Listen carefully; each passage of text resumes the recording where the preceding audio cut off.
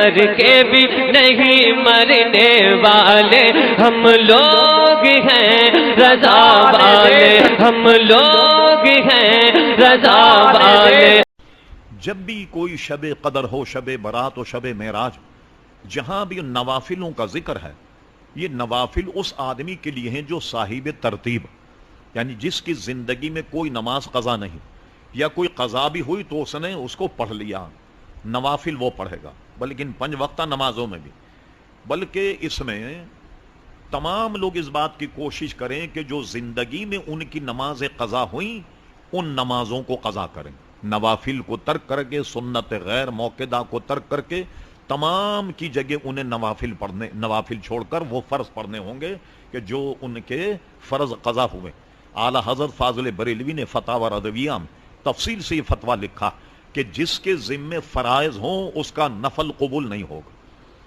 ٹھیک، تو جو بھی آئیں ایسی شب برات ہوں یا جو بھی ہوں تو اس میں تمام نوافل کی جگہ قضا نمازیں جو ہیں وہ پڑھنی چاہیے۔ ایک بات یہ بھی ذہن میں رہے، اگر آدمی کے ذمے فجر کی نماز فرض یہ قضا،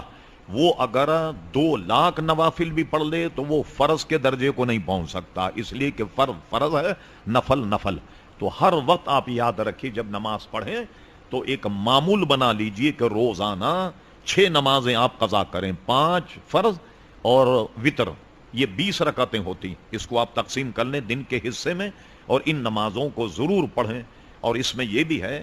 کہ اگر آپ کے پاس وقت ہے تو آپ حساب کر لیں کہ میری 5 سال کی نمازیں قضا ہوئیں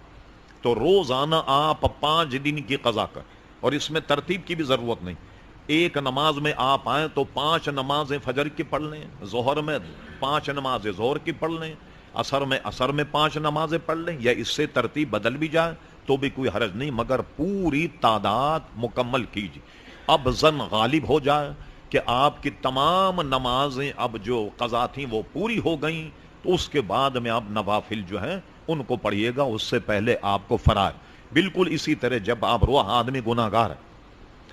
روزے بھی ہمارے قضا ہوئے ہوں گے، جب بھی ہم شوال کے روزے رکھیں، شب معراج، شب برات، جب بھی روزہ رکھیں تو میں یہ کہتا ہوں کہ آپ اس میں بھی یہ نیت کریں کہ میں